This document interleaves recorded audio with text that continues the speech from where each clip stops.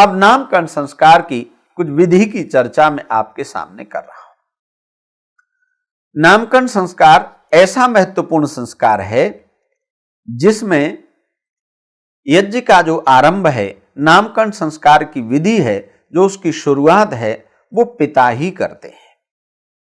मां और वो बच्चा जिसका जन्म हुआ है, वो दोनों अभी अपने कमरे में ही रहते हैं। पिता जब यज्ञ शुरू कर देते हैं और यज्ञ लगभग हो चुका होता है, तब मां सज धज कर नए वस्त्रादि बच्चे को पहना करके यज्ञशाला में लेकर के आती है। और उस समय विशेष विधान किया है, बच्चे को कैसे गोद में लें। देखो, हमारे यहां वैदिक परंपरा में यहीं से शुरुआत है।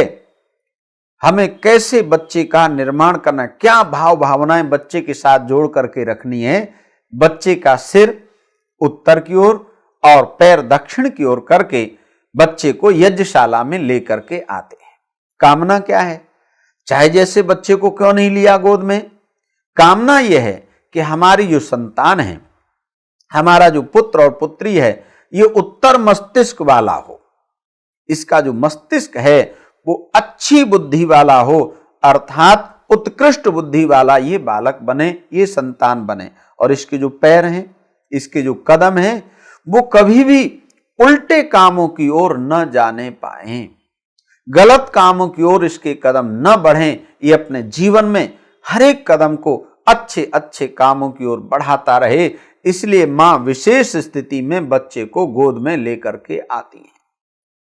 और कोई भी मां जब संतान को गोद में लेती है तो ध्यान रखना, जब बच्चे को इस प्रकार से गोद में लिया जाएगा तो बच्चा दोनों हाथों को भी स्पर्श करता है और हृदय को भी स्पर्श करता है। पत्नी जब ला करके पिता की गोद में सौंपती हैं, पिता के पीछे से आकर के, तो बड़ी मनोवैज्ञानिक विधि है। पत्नी कहना चाहती कि देखो, इस संतान का निर्माण मैंने शरीर की संपूर्ण शक्ति लगाकर किया है। ये जो भुजाएं हैं, ये जो हमारे हाथ हैं, ये मनुष्य के शरीर की शक्ति को नापने का साधन है।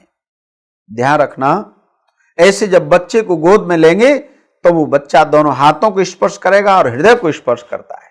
तो मां कहती है, ये भुजाएं जो शरीर की शक्ति के नापने का साधन है, मैंने शरीर की संपूर्ण शक्ति लगाकर इस संतान का निर्माण किया है। और तुरंत मां को याद आता है, नहीं, केवल शरीर की शक्ति से ही संतान का जन्म नहीं होता।